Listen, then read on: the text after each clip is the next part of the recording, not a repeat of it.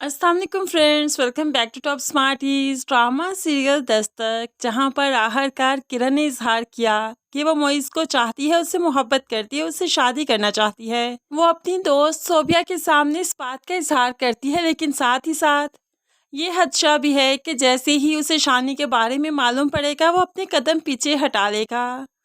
तब जाकर यह मोहब्बत ज़मीन बोस हो जाएगी। और यहाँ पर सोबिया बता देती है कि मैंने उसकी अम्मी को बता दिया था सब कुछ, कि तुम तलाक याफ्ता हो, तुम्हारा बच्चा भी है, और ये भी कि मोइज़ तुम्हें यूनिवर्सिटी के वक्त से पसंद करता है। अब तो यहाँ पर किरण खुश हो गई कि जो काम वो ना कर सकी, उसकी दोस्त ने कर डाला। लेकिन जैसे ही मोइज़ को शानी के बारे में मालूम पड़ा, वो वाकई अपने कदम पीछे हटा चुका है। वो बहुत सोच रहा है, क्या वो शानी के साथ किरण को कबूल करेगा या नहीं। ऐसे में कुछ दिन गुजर गए कि मोइज़ किरण से मिलने उसके घर नहीं आया, उसके ऑफिस नहीं आया, उसे कोई राब्ता नहीं किया।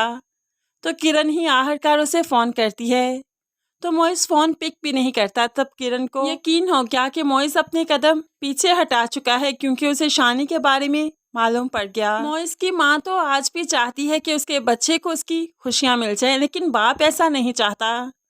बाप तो अपनी बेगम को सुना देता है, मर्द के लिए यह आसान काम नहीं कि किसी दूसरे मर्द की औलाद को अपनाए। तलाक याफ्ता से शादी तो की जा सकती है, लेकिन उसके साथ उसके बच्चे को नहीं अपनाया जा सकता। इतना बड़ा मर्द का ज़र्फ नहीं होता। तो यहाँ पर मोइज़ की माँ सुना देती है, लेकिन ये ज़र्फ औरत में तो होता है। अगर मर्द तलाक याफ्ता है, वो दूसरी शादी करता है, और ऐसे में घर में उसकी औलाद मौजूद है, तो औरत जो कि दूसरी शादी करके आई है, वो खुशी खुशी उस औलाद को कबूल करती है। अब देखिए ना, औरत का तो बहुत बड़ा ज़र्फ हुआ ना, तो मर्द का भी तो ये ज़र्फ होना चाहिए।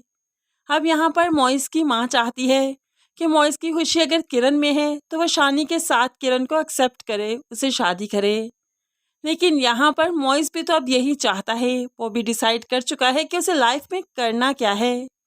अपने माँ बाप के पास आकर बैठा, तो बाप खुशी का इजहार करते हुए कहने लगा, मोइज़ मैं बहुत खुश हूँ, तुमने संजीदगी से सोचा, तुमने सोचा कि वो एक डिवोर्सी नहीं, एक माँ भी है, और माँ को नहीं अपनाया जा सकता। मैं तुम्हारे फैसले में बहुत खुश हूँ, और मुझे तुमसे इसी अक्लमंदी की उम्मीद थी। तो मोइज़ कहने लगा, नहीं बाबा, ऐसी बात नहीं। किरण और उसके बच्चे को लेकर मैं कुछ दिन ज़रूर डिस्टर्ब रहा। मैं सोचने पर मजबूर हो गया कि क्या किरण के साथ उसके बच्चे को अपना सकता हूँ या नहीं। ऐसे में मैंने कुछ दिन सोचा भी, लेकिन इस नतीजे पर पहुँचा हूँ कि मैं अपना सकता हूँ। मैं शानी के साथ किरण को अपनाऊँगा, क्योंकि शानी के बगैर किरण कभी भी मेरी ज़िंदगी में नहीं आएगी, और मैं उसे अपनी ज़िंदगी में हर हाल में देखना चाहता हूँ, मोहब्बत करता हूँ उससे। तो फिर उसके मुश्किल वक्त में उसके साथ क्यों ना खड़ा होगा, उसे इतनी बड़ी आजमाइश में क्यों डालूँ कि उसके बच्चे के बगैर उसे कबूल करूँ। मैं तो उसके बच्चे के साथ उसे कबूल करूँगा, बगैर किसी आजमाइश में डाले हुए।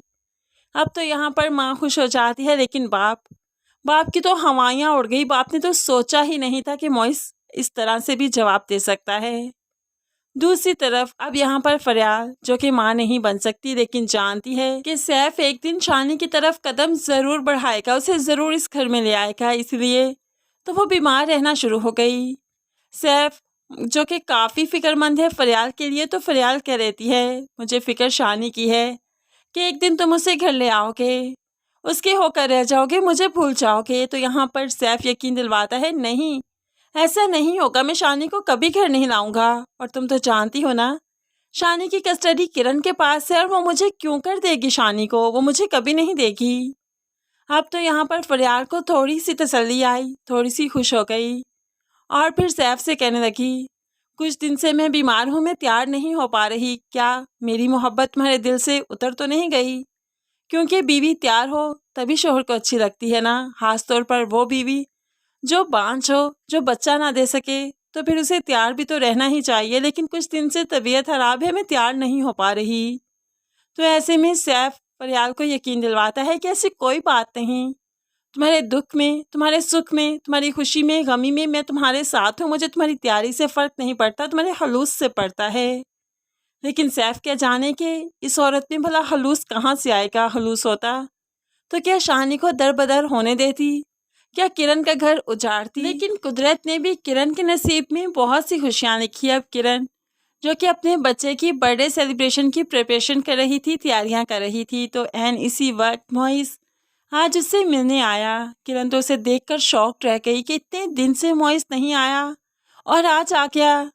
तो यहाँ पर मोइस आते ही पूछ लेता है, भाई किसका बर्थडे है, किसकी सेलिब्रेशंस चल रही हैं और हमें मालूम भी नहीं। तो किरण यहाँ पर आज शानी के बारे में सच बताती है, मेरे बच्चे का सेलिब्रेशन है, मेरे बेटे की बर्थडे है।